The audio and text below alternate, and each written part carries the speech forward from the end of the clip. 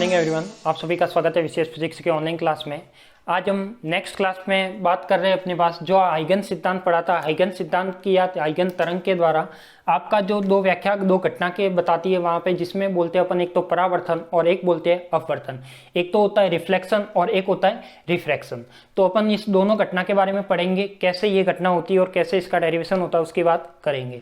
तो देखो, ये जो समतल तरंग का परावर्तन है, तो आप जानते हो कि जो हाइगन सिद्धांत यानी जो तरंग सिद्धांत होता है उसके द्वारा क्या होता है, किसी भी किरण या जो आने वाला तरंगाग्र है उसका क्या होता है, परावर्तन होता है। और वैसे तो आप परावर्तन का नियम जानते हो कि परावर्तन का नियम किसे कहते हैं, कोई एंगल I = एंगल R होता है। यानी जो आपतित किरण का एंगल होता है वही सेम क्या होता है, परावर्तित किरण का एंगल होता है। यानी रिफ्लेक्शन रे का एंगल और इंसिडेंट रे का एंगल क्या होता है, सेम होता है। तो अपन इसको कैसे प्रूव करें उसकी बात करते हैं। तो सबका ध्यान बोर्ड पे, कॉपी पेन को साइड में। तो देखिए बोर्ड पर देखिए सबसे पहले कि अपन इसको कैसे समझते हैं। सबसे पहले इसका समझना है आपको डायग्राम समझने के लिए क्या मान लेता हूँ। देखो यहाँ पे मैं डायग्राम बना रहा हूँ। डायग्राम में मैं बनाता हूँ कि यहाँ पे मैंने क्या बना लिया, कोई एक सरफेस बना लिया। ये सरफेस कैसा है आपका, एक MN क्या है, सरफेस है। क्या बना लिया मैंने, कोई MN सरफेस बना लिया। ध्यान से देखना इसको, ये समझ में आ गया तो आपको रटने जैसी कुछ भी दिक्कत नहीं आएगी, आराम से आप कर सकते हो, ठीक है।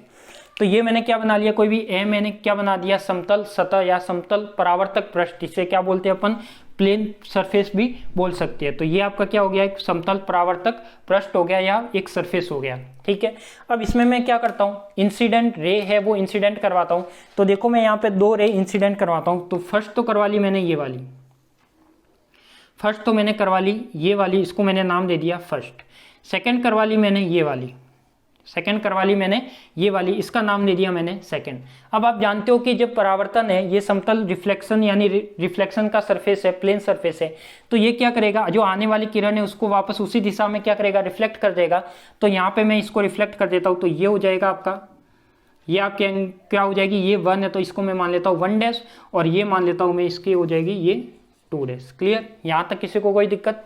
क्या किया, एक सरफेस माना, सरफेस में मैंने कोई भी इंसिडेंट करवाई रे। तो ये वाली फर्स्ट और सेकंड क्या है आपकी, ये कौन सी किरण हो जाएगी आपकी, आपतित किरण क्या हो जाएगी, इसको मैं नाम दे देता हूँ यहाँ पे क्या, आपतित किरण या इंसिडेंट रे क्या हो जाएगी, इंसिडेंट रे। और ये क्या हो जाएगी आपकी, ये हो जाएगी आपके पास परावर्तित किरण। क्या हो जाएगी आपके पास, परावर्तित किरण, जिसे आप बोल सकते हो रिफ्लेक्टेड रे। क्या बोल सकते हो, रिफ्लेक्टेड रे। यानी इसको I रे भी बोल सकते हो, इसको R रे भी बोल सकते हो।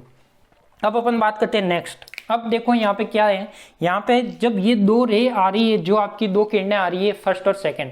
अब ये आप ध्यान दोगे, यहाँ पे देखो कि जो फर्स्ट रे आ रही है वो समतल इस बिंदु को किस पॉइंट पे टच कर रही है, ए बिंदु पर। कि क्या कर रही है, ए बिंदु पर टच कर रही है। और जो आने वाली दूसरी वेव है या जो तरंगाग्र है वो क्या कर रहा है, यहाँ पे बी बिंदु पर टच कर रहा है। यहाँ पे क्या कर रहा है, बी बिंदु पर टच कर रहा है। अब आपको ये ध्यान रखना है कि ये अपन किसके लिए बात कर रहे हैं, एक वेव फ्रंट या तरंगाग्र के लिए बात करते हैं। नॉर्मल ये परावर्तन नहीं होता, ये तरंगाग्र या हाइगन्स के बेस पे होता है, वो अपन पढ़ रहे हैं, ठीक है। तो ये क्या मान लिया, दो इंसिडेंट रे मान ली, दो रिफ्लेक्टेड रे मान ली।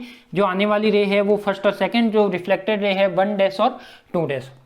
अब मैं इसमें क्या करता हूँ, इसमें आप देखो कि मैं यहाँ पे एक लंब डालता हूँ जिसे आप बोलते हो समतल तरंगाग्र। क्या बोलते हो, समतल तरंगाग्र। समतल तरंगाग्र आपका किस तरीके से का होता है, इस टाइप से ही तो होता है, इस टाइप से। ये क्या होता है आपका समतल तरंगाग्र। तो इस टाइप से मैं क्या करता हूँ, यहाँ से एक लंब डालता हूँ, किस रे पे देखना, यहाँ से मैं क्या डालता हूँ, एक परपेंडिकुलर डालता हूँ। तो यहाँ से मैंने एक डाल दिया परपेंडिकुलर इस पे, ठीक है। इसको मैंने नाम दे दिया ABC। क्या दे दिया, ABC। तो ये है, ये ए पॉइंट से मैंने क्या डाला, एक परपेंडिकुलर डाला, किस रे पे, रे नंबर सेकंड पे।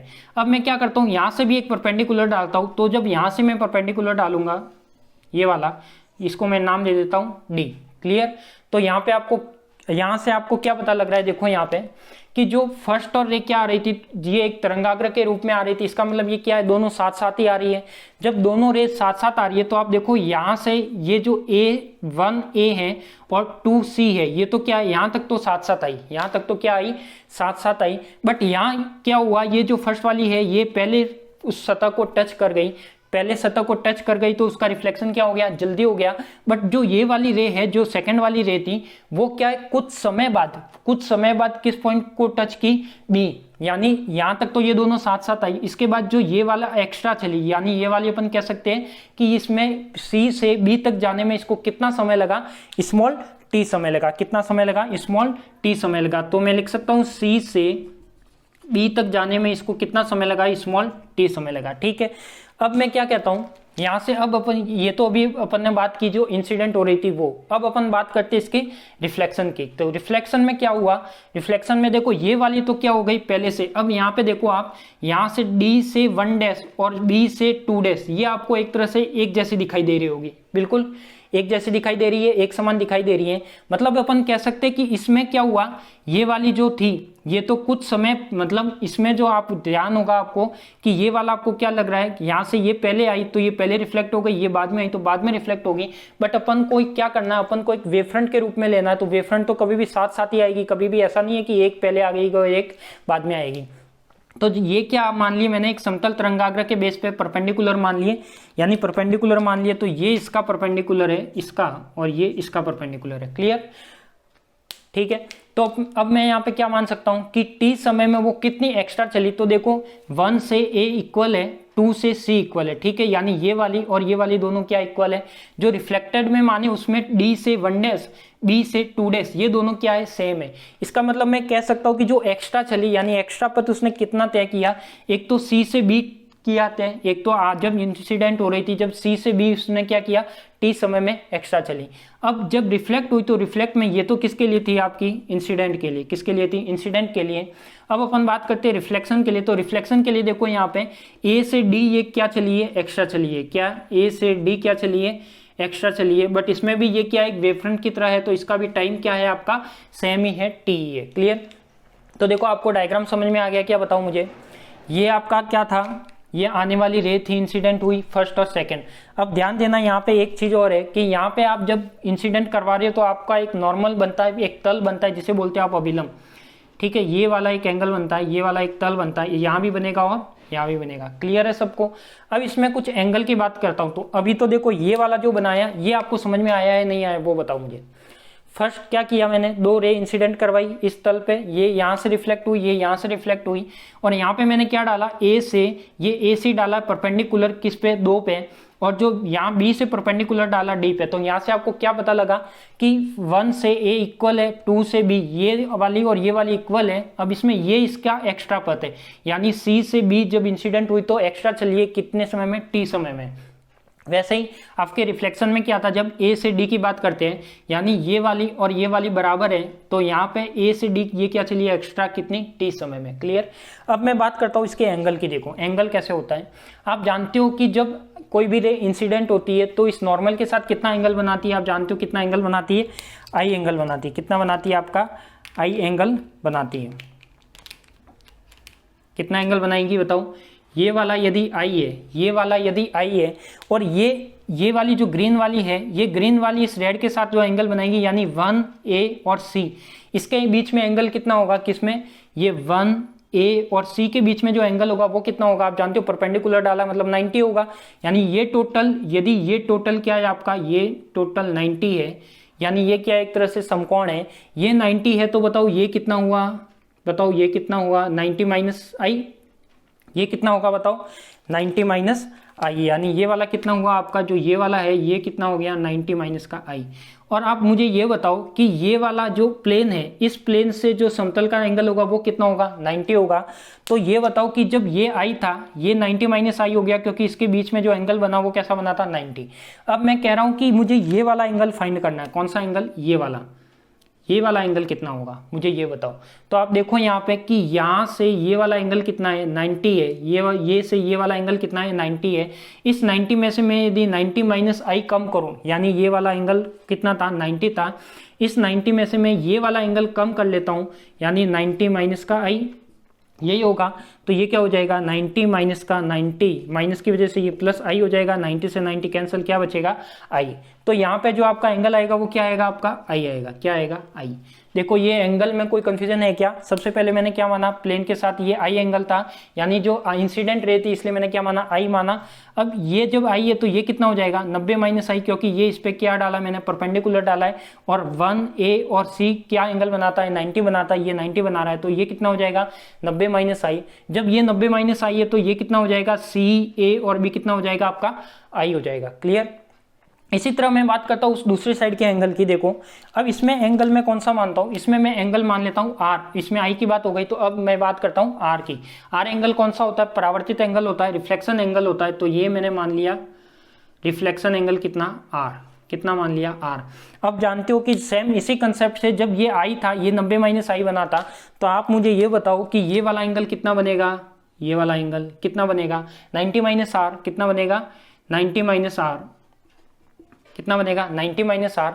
जब ये 90 माइनस आर है और ये इसका कितना है, 90 है, तो मुझे ये बताओ ये वाला एंगल आपका कितना रह गया, बताओ ये वाला एंगल कितना रह गया, ये वाला एंगल रह गया 90। देखो ये 90 था तो ये 90 था, 90 में से ये वाला कम हो गया तो ये वाला कितना कम होगा, 90 माइनस का आर। तो ये क्या हो जाएगा, 90 से 90 कट के ये ब्रैकेट था, इस यहाँ माइनस था, और ये क्या हो जाएगा, 90 से 90 कट के क्या रहेगा, प्लस का आर। तो ये क्या रह जाएगा आपका आर। तो इस तरीके से ये एंगल है। देखो एंगल समझ में आ गया तो आप मान लो कि इसका डेरिवेशन कंप्लीट आपको समझ में आ गया। तो बताओ एंगल में कोई प्रॉब्लम, आपको कोई प्रॉब्लम नहीं, समझ में आ गया होगा। ये आई था, ये कितना हुआ 90 माइनस आई, क्योंकि ये वाला एक एंगल 90 बना रहा है, तो 90 में से आई कम हुआ तो 90 माइनस आई। और जब ये वाला सरफेस के साथ कितना बनाता है, आप जानते हो कि कोई भी नॉर्मल होता है या प्लेन के साथ कितना बनाता है, 90 बनाता है। तो जब ये 90 बना रहा है तो 90 में से 90 माइनस आई कम हो जाएगा, तो क्या बचेगा आपका आई। तो आई कौन सा आ गया, सी, ए और बी। इसी प्रकार से क्या किया मैंने, यहाँ पे लिया जो बी था, यहाँ पे आर एंगल था, यहाँ पे 90 माइनस आर हो गया, तो ये कितना हो गया, आर बचा। ठीक है, तो एंगल वाला कंसेप्ट आपको समझ में आ गया होगा। अब मैं करता हूं इसको प्रूफ। तो इसको प्रूफ कैसे करते हैं उसकी बात करते हैं।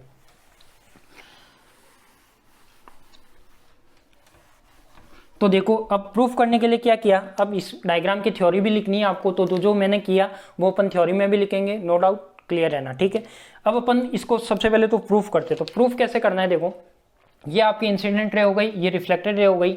जो सी से बी तक चलने में कितना समय लिया इसने, टी समय। ए से डी तक चलने में कितना समय लिया, टी। और मान लेता हूं कि ये क्या है, वी वेग से चल रही है, यानी जो प्रकाश की तरंग है, जो प्रकाश की तरंगे है उसकी वेलोसिटी, तरंग का वेग कितना है आपका, v है। वेग कितना है आपका, v है। ठीक है, तो ये जो तरंगाग्र के रूप में, इसका मतलब वेलोसिटी तो दोनों की समान होगी, इसकी भी v होगी और इसकी भी v होगी। अब अपन बात करते हैं किसकी, इसके प्रूफ की। तो देखो प्रूफ कैसे करना है उस पर ध्यान देना। सबसे पहले आप जानते हो कि वेग इज इक्वल टू क्या होता है, वेलोसिटी इज इक्वल टू क्या होता है, डिस्टेंस अपॉन में टाइम। वेग इज इक्वल टू क्या होता है, आप जानते हो, वेग इज इक्वल टू क्या होता है, डिस्टेंस अपॉन में टाइम। यही होता है। आपको क्या निकालना है, यदि समय निकालना है तो t इज इक्वल टू कितना आ जाएगा, बताओ, डिस्टेंस। डिस्टेंस अब सबसे पहले मैं कौन से रे के लिए बात करता हूँ, इंसिडेंट हुई उसकी। तो इंसिडेंट में जो एक्स्ट्रा चली थी वो कितनी, यानी c से b एक्स्ट्रा चली थी। देखो यहाँ तक ये दोनों समान थी, उसके बाद क्या हुआ, ये वाली पहले टच कर गई और c से b एक्स्ट्रा चली, तो ये क्या हो जाएगा, c से b, और ये वेलोसिटी इसके नीचे आ जाएगी क्योंकि टाइम इधर गया है। वेलोसिटी कितनी है इसकी, v। तो ये इक्वेशन आ जाएगी। एक कौन सी आएगी आपकी, ये तो किसके लिए थी आपकी, इंसिडेंट के लिए, यानी आपतित के लिए। किसके लिए थी, आपतित के लिए।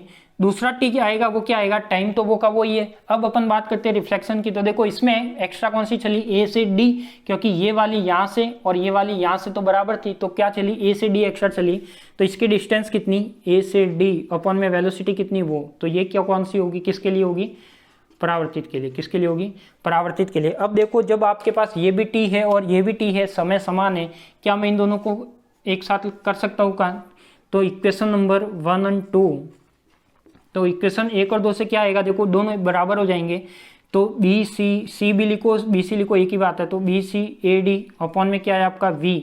तो v से v तो क्या हो जाएगा, कैंसल आउट हो जाएगा। तो आपके पास क्या आएगा, B C is equal to क्या आएगा, ए डी। क्लियर, एक इक्वेशन तो आपके पास ये आ गई, इसको मैं इक्वेशन नंबर दे देता हूँ 3।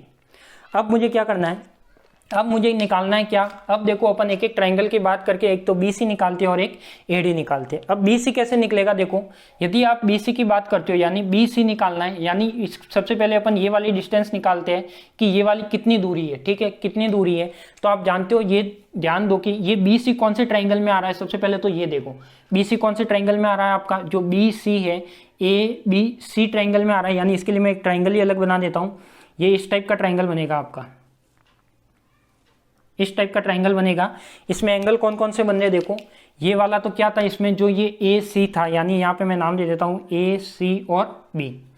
यहाँ पे ये इसका क्या था, परपेंडिकुलर था, और इसका जो एंगल यहाँ पे बन रहा था, देखो ये वाला एंगल कितना बन रहा है आपका, I बन रहा है। ठीक है, और आप जानते हो कि इस तरीके का कोई एंगल आता है और इसमें यदि मैं साइन I निकालूँ, क्या निकालूँ, साइन आई निकालूं तो साइन आई क्या आता है आपका, लंब बटा कर्ण। अब लंब कौन सा होगा और कर्ण कौन सा होगा मुझे इस ट्रायंगल में वो बताइए। सबसे पहले आप जानते हो कि जो समकोण होता है जो उसके सामने क्या होता है, हमेशा कर्ण होता है और इसके सामने क्या होता है आपका लंब होता है। तो लंब क्या आ जाएगा आपका बी सी अपॉन में कर्ण क्या आ जाएगा आपका ए बी। यानी मैं यहाँ से क्या लिख सकता हूँ, B C is equal to A B इधर आ जाएगा, तो B C is equal to क्या आ जाएगा आपके पास ए बी क्या आ जाएगा साइन आई। क्लियर, एक तो ये डिस्टेंस आ गई। इसी प्रकार अपन मैं यदि दूसरा ट्रायंगल लेता हूँ, कौन सा लेता हूँ, दूसरा ट्रायंगल लेता हूँ। अब ये वाली तो मैं यहाँ से हटा देता हूँ, इसकी तो अपने को कोई जरूरत है नहीं। अब मैं क्या लेता हूँ, दूसरा ट्रायंगल लेता हूँ। दूसरा ट्रायंगल किस में बन रहा है, दूसरी ट्रायंगल में कौन सी डिस्टेंस निकालनी है आपको, ए से डी। तो ए से डी निकालने के लिए मैं दूसरा ट्रायंगल, देखो यहाँ तो मैंने ले लिया था ट्रायंगल ए सी बी में।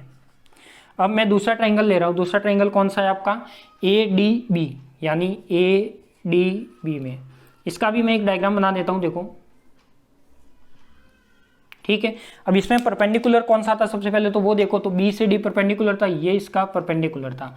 यहाँ पे ये वाला एंगल कितना था आर, ये नाम दिया था मैंने ए डी और बी। देखो इसको समझने के लिए ये मैंने वापस डायग्राम यहाँ से लेके अलग बनाया, ठीक है। अब इसका मैं यदि साइन आर निकालता हूँ तो बताओ साइन आर क्या आएगा, लंब बटा कर्ण आएगा, यही आएगा। साइन आर क्या आएगा, लंब बटा कर्ण, क्योंकि इसमें आर एंगल बन रहा है तो साइन आर आएगा, इसमें आई एंगल बन रहा है तो आई आएगा। अब बताओ मुझे कर्ण कौन सा है और लंब कौन सा है, तो समकोण के सामने वाला कर्ण और इसके सामने वाला लंब, यही होगा। समकोण के सामने वाला हमेशा कर्ण होता है और इस एंगल के सामने हमेशा कौन सा होगा, थीटा के सामने कौन सा होगा, लंब होगा। तो लंब बटा कर्ण क्या आएगा, देखो ए डी अपॉन में क्या आ जाएगा ए बी। इसका मतलब मैं यहां से ऐसे लिख सकता हूं कि A D is equal to क्या आ जाएगा ए बी साइन आर, यही आएगा। बताओ यही आएगा। क्या मैं समीकरण 3 से क्या कर सकता हूं, समीकरण ये वर्ग क्या आ गया, बीसी आ गया, ये एडी आ गया, ये बीसी है और ये एडी है। तो इन ये दोनों मान में कहाँ रखता हूं, समीकरण 3 से मैं रख सकता हूं। तो देखो जब मैं ये मान समीकरण 3 में रखूंगा तो आपका रिजल्ट क्या आएगा, यानी समीकरण 3 से क्या है, B C is equal to A D. तो बी सी क्या है आपका ए बी साइन आई, और ये क्या आ जाएगा आपका ए डी। तो ए डी कितना आया आपका ए बी साइन आर। तो देखो कौन कौन सी टर्म कट रही है, या तो आप क्या करो साइन इनवर्स से दोनों साइड मल्टीप्लाई कर दो, या फिर आप डायरेक्ट भी काट सकते हो। यदि मल्टीप्लाई करना हो तो कैसे करोगे, साइन इनवर्स से मल्टीप्लाई किया तो देखो साइन इनवर्स से मल्टीप्लाई करोगे ए बी से ए बी तो कट गया। यदि मैं साइन इनवर्स और ये आपका क्या है साइन आई, ठीक है। इधर भी मैं क्या कर लेता हूँ साइन इनवर्स और यहाँ पे क्या कर लेता हूँ साइन आर, ठीक है। तो साइन इनवर्स और साइन तो एक दूसरे से कैंसिल आउट हो जाएंगे, तो आपके पास केवल क्या बचेगा, आपके पास केवल बचेगा आई इज इक्वल टू आर, यानी क्या बचेगा आई इज इक्वल टू आर। और आप जानते हो कि आई आर क्या है, एक तरह से एंगल है, क्या है एक तरह से एंगल है। तो मैंने क्या लगा लिया, एंगल के निशान लगा लिया। बताओ यही परावर्तन का नियम है क्या, बिल्कुल यही परावर्तन का नियम है, यही क्या है आपका परावर्तन का नियम है, यही परावर्तन का क्या है नियम है।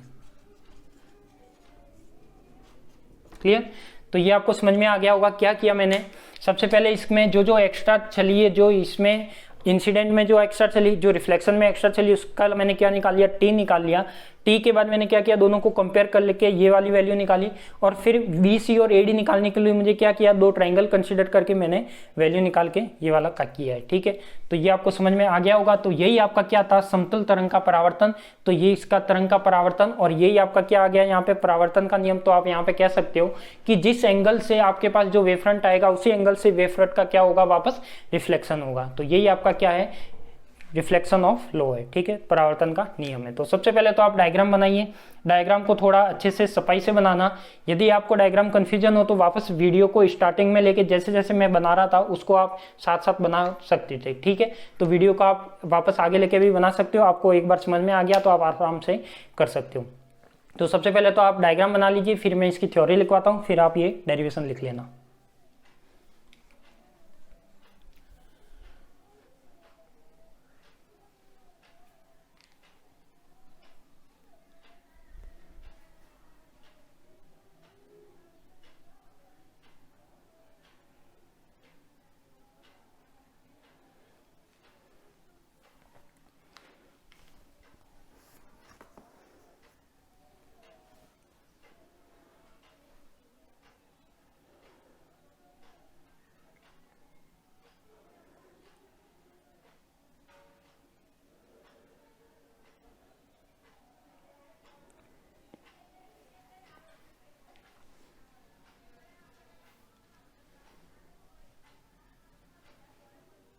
केवल डायग्राम बनाना है।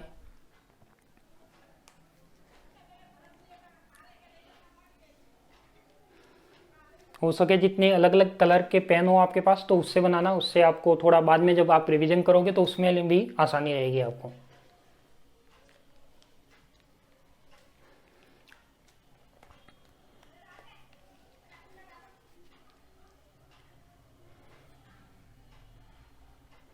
मैं जो आपके टॉपिक लेके चल रहा हूँ वो बिल्कुल सिलेबस के अकॉर्डिंग लेके चल रहा हूँ। जो आपकी यूनिवर्सिटी ऑफ राजस्थान और शेखावटी यूनिवर्सिटी, मत्स्य वाली, अलवर वाली यूनिवर्सिटी, बीकानेर वाली यूनिवर्सिटी, इन सब में ये वाले टॉपिक है ऑप्टिक्स वाली बुक में जो आपके फर्स्ट ईयर में चलती है। अब इस डायग्राम के बारे में कुछ थ्योरी लिखी है पहले। माना कि एक समतल परावर्तक पृष्ठ Mn है। माना कि एक समतल परावर्तक पृष्ठ Mn है। माना कि एक समतल परावर्तक पृष्ठ Mn है। देखो जो जो मैंने डायग्राम में बनाया था वही आपको बना के लिखवा रहा हूं। माना कि एक समतल परावर्तक पृष्ठ Mn है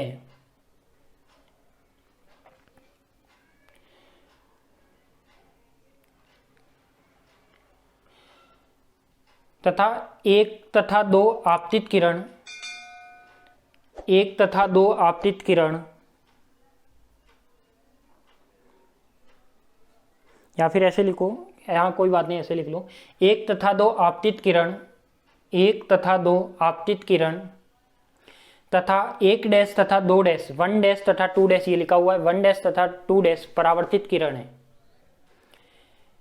एक डैश तथा दो डैश परावर्तित किरण है।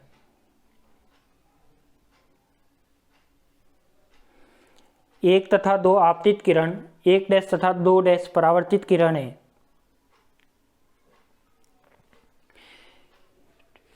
फिर लिखो, देखो यहां से, फिर लिखो बिंदु ए से आपतित किरण 2 पर, बिंदु ए से आपतित किरण 2 पर, बिंदु ए से आपतित किरण 2 पर एक लंब डालते हैं, या ब्रैकेट में लिख लेना प्लेन समतल या समतल तरंगाग्र, जैसा भी आप लिखना चाहो।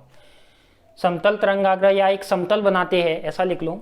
बिंदु ए से किरण 2 पर एक समतल बनाते हैं, उस समतल का नाम क्या है? ए सी, ब्रैकेट में लिख लेना, वह समतल ए सी है, वह समतल ए सी है।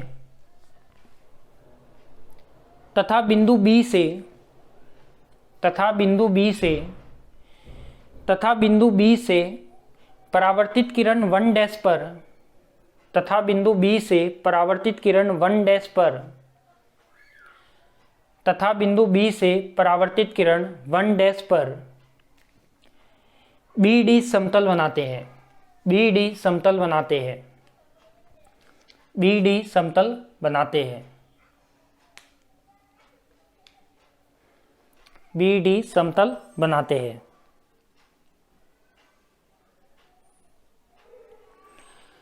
अतः, नई लाइन से लिखना, अतः आपतित किरण के द्वारा, अतः आपतित किरण के द्वारा अतिरिक्त तय की गई दूरी, अतः आपतित किरण के द्वारा t समय में लिखना, स्मॉल t समय में तय की गई दूरी, आपतित किरण के द्वारा t समय में तय की गई दूरी कौन सी है? सी बी है, सी बी है, सी बी है। आपतित किरण की बात कर रहा हूँ, ध्यान रखना। तो आपतित में ये यहां तक तो 7 थी बट ये एक्स्ट्रा हो गई, ठीक है। तो अतिरिक्त टी समय में अतिरिक्त तय की गई दूरी कितनी है? सी बी है।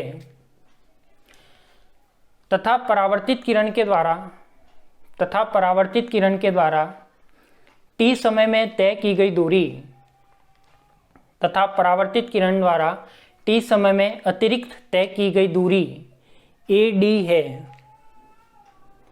तथा टी समय में अतिरिक्त तय की गई दूरी ए डी है।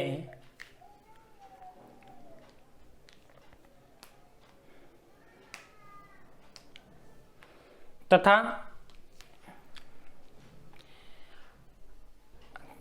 आपतित तरंग का वेग v है, तथा आपतित तथा परावर्तित तरंग का वेग v है, यानी वेलोसिटी क्या है? पूरी एक समान है, ओनली v,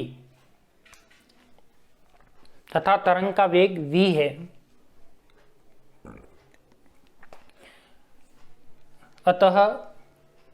वेग इज इक्वल टू दूरी बटा समय, यानी अब यहाँ से आप लिख सकते हो। अब मैंने जो लिखा है, पहले ये टी निकाला, टी निकालने के बाद ये इक्वेशन आई दोनों को कंपेयर करके, और यहाँ से मैंने क्या लिया, दोनों ट्राइंगल को लेते हुए यहाँ पे ये दोनों डिस्टेंस निकाली और इस समीकरण नंबर 3 में रख दी, तो आपका क्या आ गया, angle I is equal to angle R आ गया। और यही क्या रिफ्लेक्शन ऑफ लो है, परावर्तन का नियम है। तो यहाँ से आपको पता लगता है कि तरंगाग्र या हाइगेंस के सिद्धांत का जो परावर्तन होता है वो इस तरीके से होता है। क्लियर? तो आप ये जो बोर्ड पे लिखा हुआ है आप अच्छे से जमा के उसको लिख लीजिए। जो स्क्रीनशॉट लेना चाहता है वो स्क्रीनशॉट ले ले, जो आप लिखना चाहते हो तो साथ में लिख लो। मैं प्रॉपर आपको लिखने के लिए 2-2 मिनट का टाइम एक्स्ट्रा ही दे रहा हूं।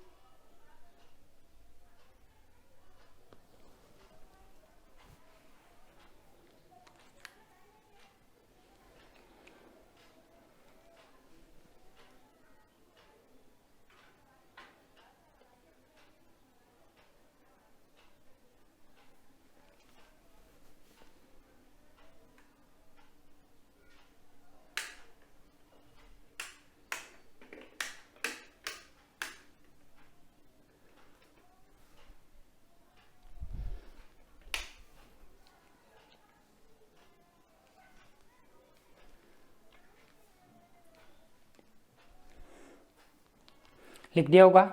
तो ये आपका क्या हो गया, समतल तरंग का परावर्तन या हाइगेंस सिद्धांत के द्वारा समतल तरंग का परावर्तन ऑप्टिक्स की एयर बुक में आपके काम आएगा। ठीक है, और आपको वीडियो अच्छा लगे तो ज़्यादा से ज़्यादा आपको जो फ्रेंड सर्कल है, आपके जो क्लासमेट है, उन तक ज़्यादा से ज़्यादा संख्या में आप पहुँचाइए और चैनल को सब्सक्राइब कीजिए ताकि आपके पास जो भी वीडियो अपलोड होगा क्लास से रिलेटेड वो आपको नोटिफिकेशन तुरंत ही मिल जाए। ठीक है, तो आज के लिए तो इतना ही, मिलते हैं अपन नेक्स्ट क्लास में। आप सभी को धन्यवाद।